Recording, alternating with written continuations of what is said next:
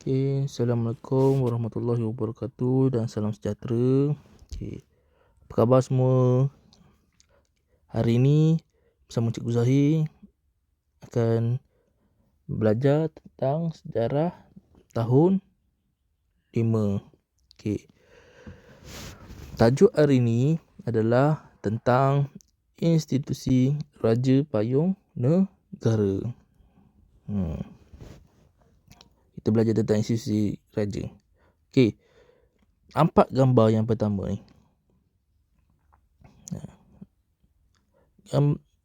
Gambar ni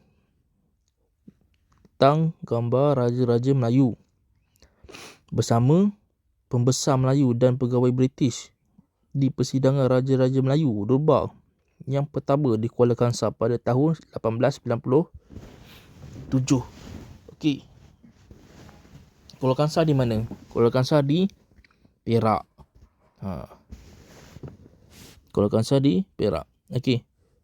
Nampak ini gambar-gambar Raja Melayu. Raja Melayu dia sini Cikgu bagi nak panah. Ini yang tengah-tengah duduk ni ke Raja-Raja Melayu. Dia panjang gambar ni tapi dia ambil separuh kan. Okey. Yang duduk-duduk tu yang duduk bawah lah dengan belakang yang berdiri tu kan. Itu pembesar. Pegawai British mana satu? Ya. Ini pegawai British. Kalau nampak di sini, ini pegawai British. Pakaian dia lain. Kalau ni ni pembesar Melayu. Nampak dia bawa keris. Okey. Ini pun bukti. Sebab bukti ada persidangan Raja-Raja Melayu di Kuala Kangsar 100 tahun yang lepas.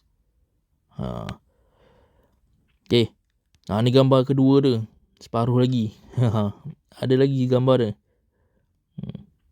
Ni gambar Raja Melayu. Di sini. Tengah duduk ni. Okey. Baru perasan. Ini rasanya Sultan Perak rasanya. Sultan Idris. Tak silap cikgu lah. Mukanya macam muka Sultan Perak, Sultan Idris. Kalau tak silap. Nanti Google lah gambar Sultan Idris, Sultan Perak. Rasanya lebih kurang mukanya. Okey.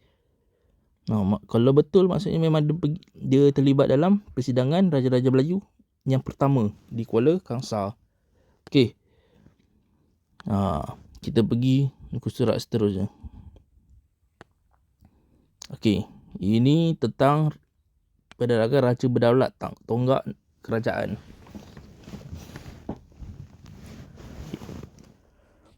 Raja atau Sultan ni merupakan pemerintah tertinggi bagi sesebuah kerajaan berdaulat. Kerajaan pula bermaksud negeri atau negara yang ditadbir secara sah. Baiklah. Di sini beritahu Raja atau Sultan ni pemerintah tertinggi. Tertinggi ni maksud paling tinggi dalam hierarki sesebuah kerajaan berdaulat. Kerajaan pula bermaksud negeri atau negara yang ditadbir secara sah. Okey. Tengok gambar ni. Ada hierarki ni. Piramid. Gambar pernah belajar waktu tahun 4 kan? Paling tertinggi Raja Sultan paling atas sekali. Yang kedua pembesar. Yang ketiga rakyat, bawah sekali hamba. Tapi zaman sekarang hamba dah tak ada. Rakyat semua. Kita semua rakyat. Okey. Tengok dialog ni. Tahukah kamu institusi raja diwarisi sejak zaman kerajaan Melayu awal.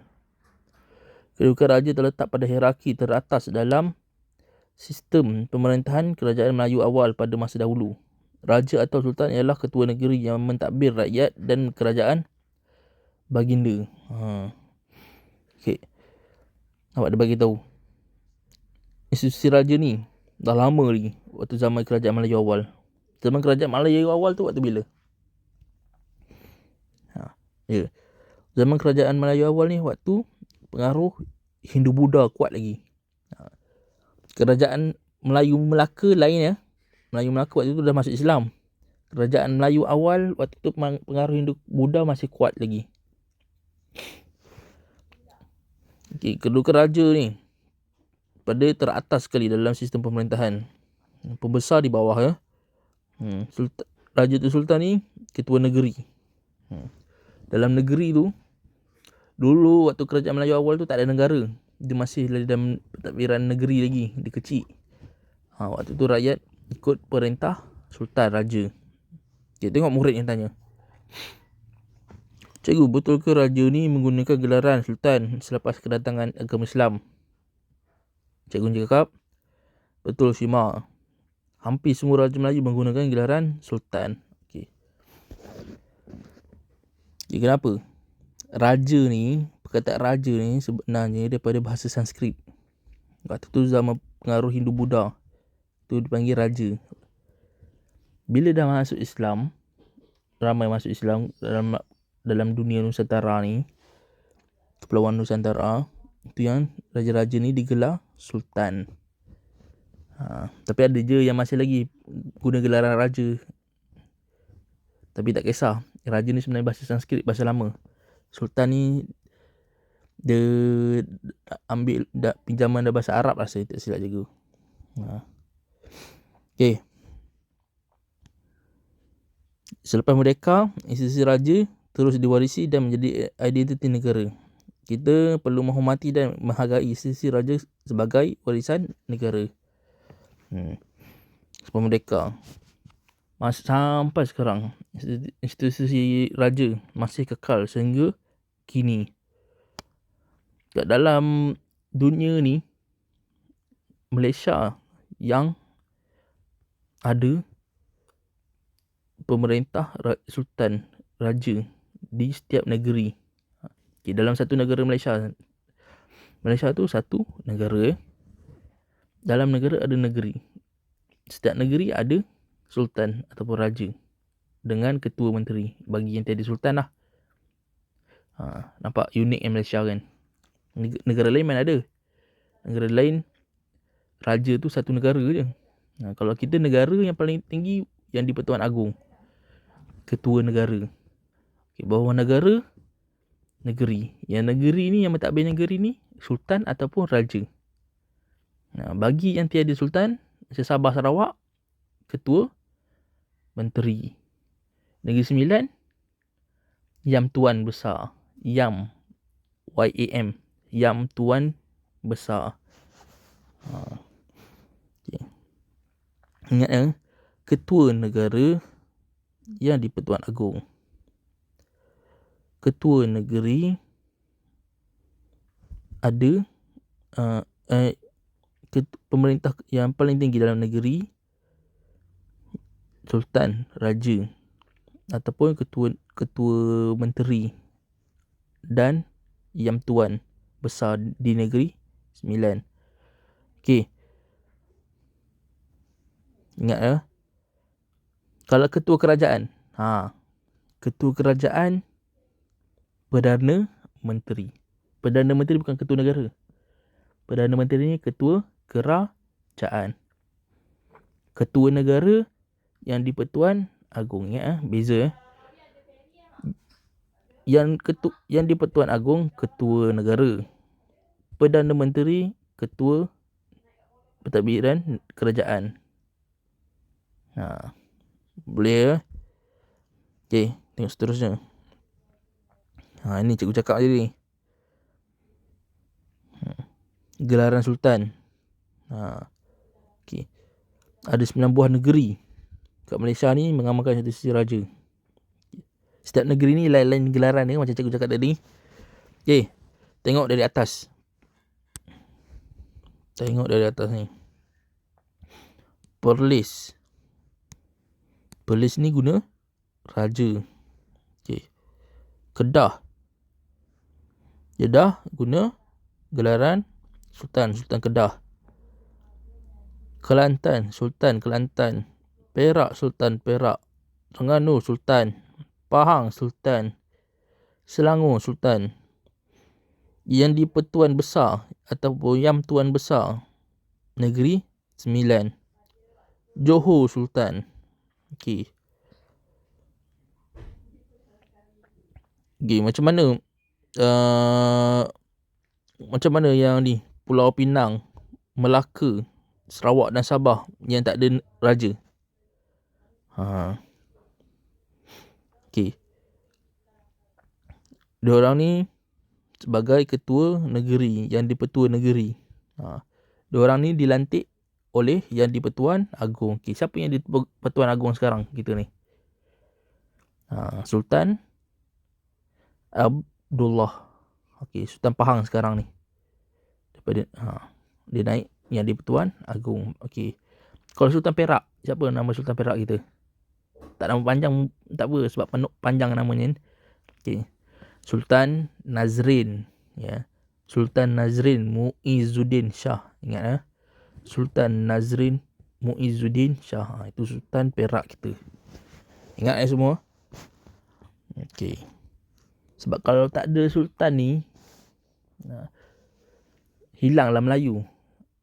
Melayu ni, identiti Melayu ni adalah sultan, raja kita, raja-raja Melayu.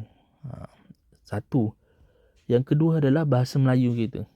Itu melambangkan identiti kita sebagai orang Melayu. Lagi apa lagi? Adab.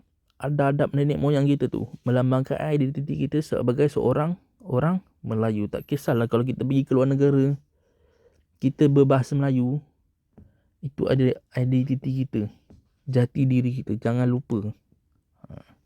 Boleh? Okay ya.